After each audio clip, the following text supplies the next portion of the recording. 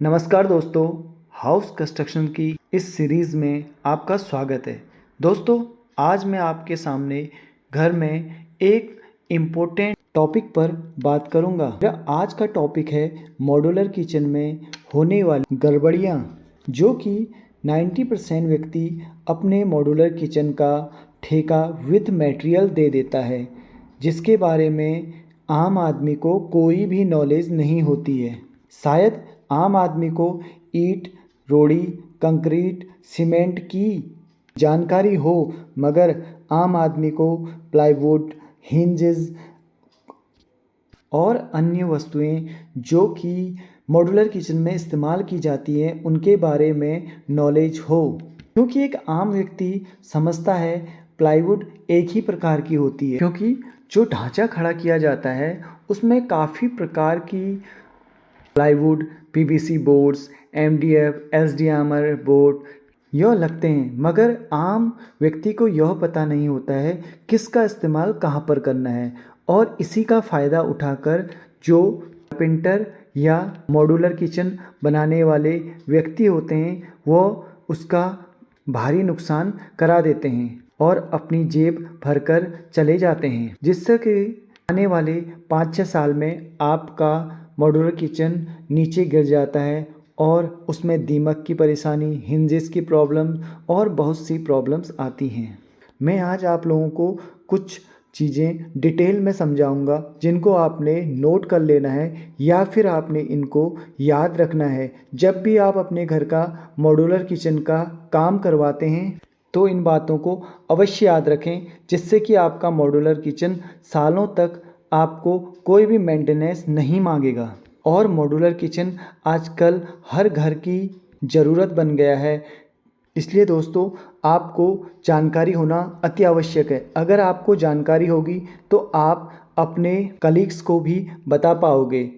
हो सके यह वीडियो थोड़ी लंबी होगी, मगर आपको इसको ध्यान से देखना है और मेरे जो छोटे छोटे पॉइंट हैं शायद उसको कोई कवर करता हो, मगर मेरा यह मकसद रहता है अपनी वीडियो में छोटी छोटी पॉइंट को कवर करूं जो कि कोई नहीं करता है। और मैं इसको आम भाषा में भी समझाऊंगा जिसको आप समझ सकें, क्योंकि आप लोग टेक्निकल भाषा कम समझ पाओगे, इसलिए मैं इसको डिटेल में अच्छे से समझाऊंगा। मैं इसमें आपको बताऊंगा मॉड्यूलर किचन बनाते समय कौन कौन सी ज़रूरी सावधानियां रखनी है, कौन से ब्रांड का सामान लेना है, आपको किचन में कहाँ पर क्या करवाना है और कहाँ पर कौन से ब्रांड का सामान लगाना है, कहाँ पर कौन सी ब्रांड की प्लाई लगानी है, यह मैं आपको समझाऊंगा। वीडियो शुरू करते हैं दोस्तों। जब भी आप अपना मॉड्यूलर किचन का निर्माण करने की सोचो तो अपने कारपेंटर को यह बताओ कि आपको अच्छा और टिकाऊ किचन चाहिए, चाहे उसमें रेट कुछ भी लगे, क्योंकि आज आप 20-30 हज़ार रुपये बचाने के चक्कर में कल को अपना भारी नुकसान कर लेते हैं। और जो कारपेंटर या मॉड्यूलर किचन बनाने वाले आते हैं वो आपसे रेट को कम कर कर बता देते हैं, जिससे आप सोचते हैं कि यह मेरा अच्छे रेटों में काम कर देगा, मगर वह आपकी जहाँ पर प्लाई डालनी है वहाँ प्लाई के बदले कुछ और डाल देगा, और जिससे कि आपको पता नहीं चलेगा। रेट को आप अच्छे से अच्छा रेट दे सकते हैं, बट उसको ये बोलिए मुझे क्वालिटी नंबर 1 चाहिए। क्वालिटी के साथ कोई भी खिलवाड़ नहीं करिए दोस्तों। अगर मान लिया आपके किचन में 1.5 लाख रुपया लग रहा है तो उसमें 10,000 और एक्स्ट्रा लग जाए, कोई दिक्कत नहीं है, मगर कल को 1.5 लाख के बदले 1 लाख का फिर मेंटेनेंस मांगेगा तो क्या दिक्कत आएगी आप खुद समझ सकते हैं। मैंने अक्सर देखा है बहुत सी साइडों में जाकर यह प्रॉब्लम आती है। सबसे पहले आती है डिज़ाइन और प्लानिंग। किचन का हर इंच सही तरह से इस्तेमाल होना चाहिए। गैस और सिंक के बीच पर्याप्त जगह रखें। चिमनी और कुकटॉप के बीच में दूरी 2.5 से 3 फीट कम से कम रखें। दोस्तों, सिंक एरिया में हमेशा BWP बॉइलिंग्स वाटरप्रूफ प्लाई या PVC बोर्ड का इस्तेमाल करें ताकि पानी से खराब न हो सकें, क्योंकि कुछ कारपेंटर वहाँ पर MDF HDMR बोर्ड का इस्तेमाल करते हैं, फिर उससे पानी का निसाव होने से कुछ समय बाद वह सड़कर ख़राब हो जाता है। इसका इस्तेमाल वहीं पर करें जहाँ पर आपने कुछ डिज़ाइंस या कुछ मॉडल्स निकालना हो, वहीं पर करवाएं। अब बात करते हैं स्ट्रक्चर और मटेरियल की। कैबिनेट के लिए आप हमेशा सेंचुरी प्लाई और अच्छी क्वालिटी में जा सकते हैं। इनमें भी काफ़ी ग्रेड होते हैं। इन कंपनी के भरोसेमंद कंपनियां हैं और इनके ग्रेड BWR या BWP ग्रेड ही लगाएं। अभी मैं सिर्फ जो आपके कैबिनेट का स्ट्रक्चर बन रहा है उसके बारे में जानकारी दे रहा हूँ। पॉइंट है जो सिंक एरिया है उसमें वाटरप्रूफ मटेरियल का ही इस्तेमाल करें। यहाँ नॉर्मल प्लाई या MDF का इस्तेमाल न करें। दोस्तों यह आपके लिए काफ़ी ज़रूरी बात है, इस पर ध्यान रखिए।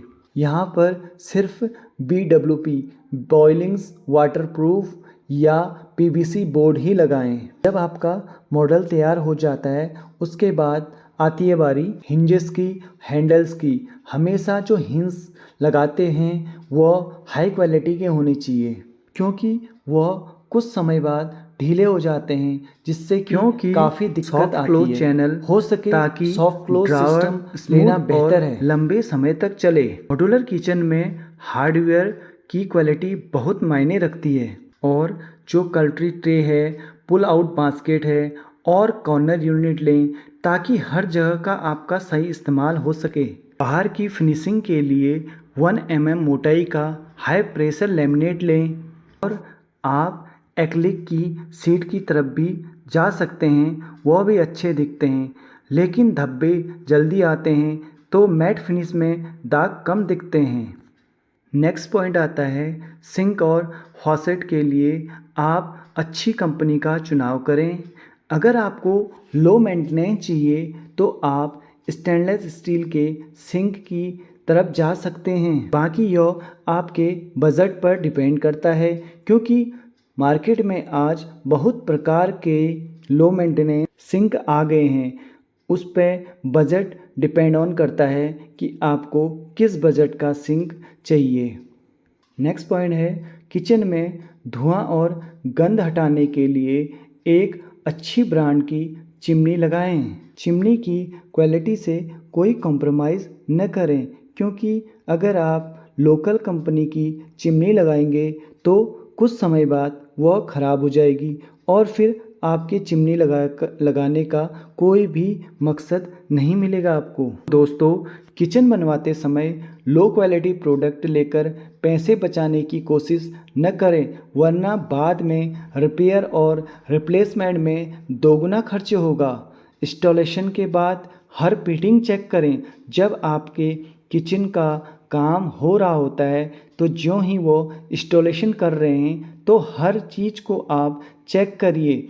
हो सके तो उसकी क्वालिटी की फिटिंग जो लाया है उसको आपने नोट करना है किस कंपनी की है और वह ओरिजिनल है या डुप्लीकेसी है, क्योंकि मार्केट में डुप्लीकेसी बहुत ज़्यादा है। लेमिनेट के किनारों को सील कराएं ताकि पानी अंदर न जाए। समय और जल्दबाजी में कुछ कारपेंटर इसको बंद नहीं करते हैं, इसलिए उसको बंद ज़रूर करवाएं, क्योंकि पानी घुसने से आपकी पूरी प्लाई खराब हो जाएगी। हर 6 महीने में चिमनी और हिंज की सफाई करें। बाकी दोस्तों अपने भंडारण की आवश्यकताओं का आकलन करें और सोच समझकर योजना बनाएं। आपकी किचन में कितनी जगह है और उस हिसाब से ही उसको खर्च करें। अपनी आवश्यकता के अनुसार ही काम करवाएं। और किचन में एक महत्वपूर्ण पॉइंट है पर्याप्त कृत्रिम प्रकाश व्यवस्था सुनिश्चित करें, क्योंकि काउंटर टॉप्स और सिंक क्षेत्र में हमेशा प्रकाश की व्यवस्था होनी ज़रूरी होती है। नेक्स्ट है वेंटिलेशन। वेंटिलेशन एक अच्छा वेंटिलेशन सिस्टम स्थापित करें ताकि धुआं और गंध बाहर निकल जाए। चिमनी या एग्जॉस्ट फैन का पक्का प्रयोग करें और भविष्य में होने वाले बदलावों की संभावनाओं को ध्यान रखें। अपने बजट को ध्यान रखें और उसी के अनुसार अपनी योजना बनाएं। दोस्तों, बाकी मैं आपको कुछ जो भी सामान किचन में इस्तेमाल होता है उनकी लिस्ट बता देता हूँ। हो सके आप इनको नोट कर लें, नहीं तो आप इनको अपनी नॉलेज में पक्का रखें। सबसे पहले आपको स्ट्रक्चर के लिए प्लाईवुड जो है BWP लेनी है, PVC बोर्ड्स हैं, MDF है, HDMI बोर्ड है। इनके बारे में मैं बताता हूँ। PVC बोर्ड हैं सिंक एरिया के लिए, पानी से ख़राब न होने वाले, जिसमें कि आपको 10 ईयर्स, 20 ईयर्स, 30 ईयर्स जो भी वारंटी मिलती हो, जिस हिसाब का आपका बजट है वो लें। दूसरा है MDF या HDMI बोर्ड। कुछ डिज़ाइन पार्ट के लिए ही यह इस्तेमाल करें जहां पानी का खतरा न हो। थर्ड है लेमिनेट, वेनियर्स, एक्रिलिक शीट बाहर की फिनिशिंग के लिए लें। फोर्थ है ग्रेनाइट, कॉर्ड्स और स्लैब किचन काउंटर टॉप के लिए लें। एज बाइंडिंग टेप होता है प्लाई और बोर्ड के किनारों को सील करने के लिए। नेक्स्ट बताऊंगा मैं हार्डवेयर के सामान, चलते फिरने और फिटिंग के पार्ट्स जो हैं। सबसे पहले चैनल होता है, टेलीस्कोपिक चैनल होते हैं, सॉफ्ट क्लोज चैनल होते हैं और टेंडम बॉक्स होते हैं। यह आपने बजट के हिसाब से ले सकते हैं। हिंजेस होती हैं, सॉफ्ट क्लोज, नॉर्मल हिंजेस दो टाइप की होती हैं। हैंडल्स होते हैं, नब्स होते हैं दरवाजे और ड्रॉअर खोलने के लिए। लिफ्ट अप फिटिंग्स होती हैं ऊपर के कैबिनेट के लिए। हाइड्रोलिक एंड गैस स्प्रिंग होती हैं, स्क्रू, नेल और फास्टनर जोड़ने के लिए होते हैं। दोस्तों, इसमें भी आपको मैं एक पॉइंट बताता हूँ। आम व्यक्ति स्क्रू, नेल, फास्टनर के बारे में नहीं जानता है। इसमें आपने पक्का ध्यान देना है। एक फास्टनर बाज़ार में 30 रुपये का आता है और एक ब्रांडेड फास्टनर मार्केट में ही 150 रुपये का आता है। तो दोस्तों, जब भी आप अपना किचन मॉड्यूलर बना रहे हैं तो इनका मेन आपको फास्टनर्स किस कंपनी का लगा रहा है, नेल्स, स्क्रू किस कंपनी के लग रहे हैं, यह लोकल तो नहीं रख रहे हैं, यह पक्का ध्यान देना है।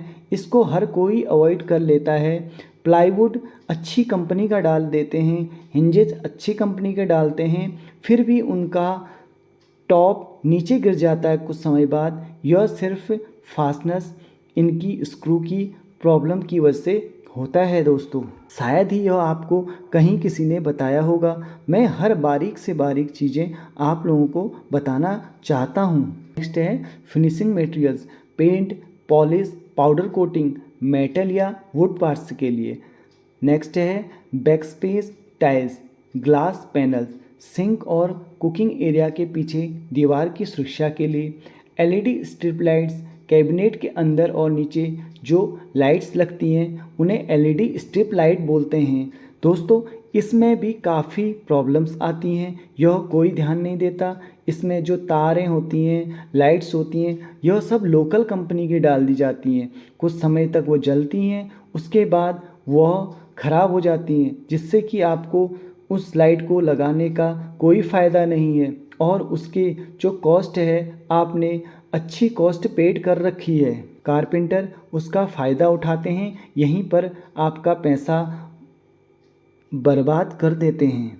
इसमें लो क्वालिटी की तार लगा देते हैं, जिससे भी कल के दिन में घर में शॉर्ट सर्किट होने का खतरा रहता है और प्लाईवुड जलकर बड़े हादसे का शिकार हो सकते हैं। तो इसको आपने ज़रूर ध्यान देना है कि उसमें वायर कौन सी पड़ रही है, उसमें लाइट की क्वालिटी क्या है। अभी आपको यह चीज़ें कोई नहीं बताएगा, मगर मैं छोटी छोटी चीज़ें बता रहा हूँ। नेक्स्ट है सिंक और फिटिंग्स।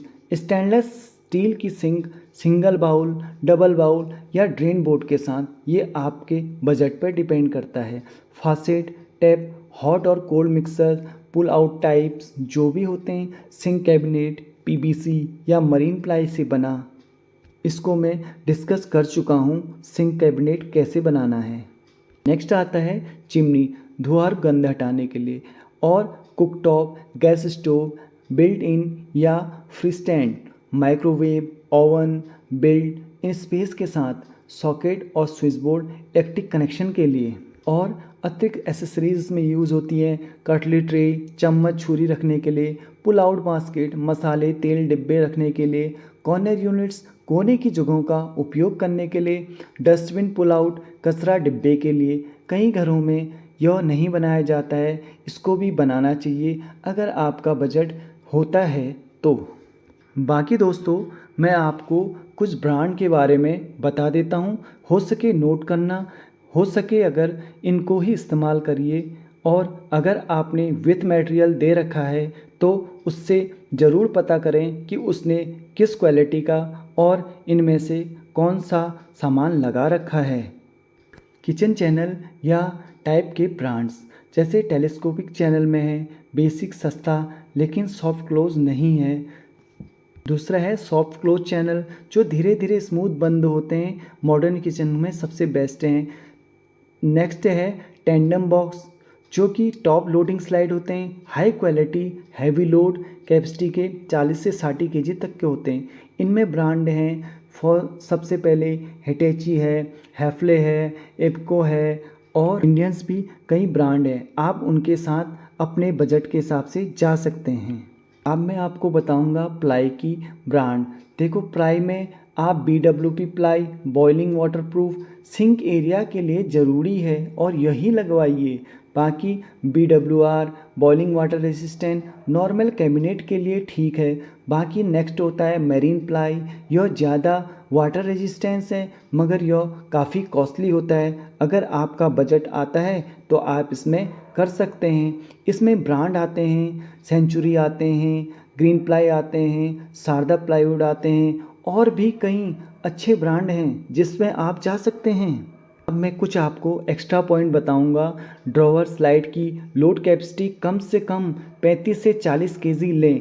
यह आप अपने जो भी कारपेंटर है उससे पूछ लीजिए क्योंकि उनको यह पता होता है, आम व्यक्ति को यह कुछ नॉलेज नहीं है। उसको बस यह पूछें ड्रावर की जो स्लाइड की लोड कैपेसिटी है वो कितनी है, 35-40 केजी से लगभग ही लें। और आप जो हिंजेस और चैनल लेते हैं उनकी कम से कम 5 साल की वारंटी वाले प्रोडक्ट ही लें। यह मार्केट में डुप्लीकेट चीज़ें लेके लगा देते हैं और उसकी कोई वारंटी नहीं होती है। तो कम से कम 5 साल वारंटी वाला हिंजेस और चैनल्स का इस्तेमाल करें। लेमिनेट के लिए हमेशा 1 मिलीमीटर मोटाई वाले हाई प्रेशर लेमिनेट ही हैं और नीचे के लिए PVC स्कर्टिंग लगाएं ताकि पानी लगने से आपका ख़राब न हो सके। दोस्तों, जहाँ तक हो सके मैंने अपने काफ़ी पॉइंट कवर कर लिए हैं। आपको मैं कुछ 2 बहुत महत्वपूर्ण बातें बताऊंगा जो कि आप पक्का अपने नॉलेज में रखिए क्योंकि जब आप एक मॉड्यूलर किचन बनाना चाह रहे हो तो कभी भी हो विथ मटेरियल्स आप उसको ठेका मत दीजिए। जहाँ तक हो सके आप कारपेंटर हायर करिए और उसको सामान खुद लेके आकर दे सकते हैं। अगर आपके पास समय कम है तो आप उसको क्वालिटी को चेक कर सकते हैं तभी उसको काम दें क्योंकि आपकी व्यस्तता का जो यह गलत फ़ायदा उठाते हैं। आप व्यस्त रहते हैं और यह लोग इसका गलत फ़ायदा उठाकर आपसे पैसे ऐड लेते हैं और सामान भी डुप्लीकेसी वाला लगाते हैं। और अंत में सबसे महत्वपूर्ण चीज़ है एक पेशेवर व्यक्ति से सलाह लें।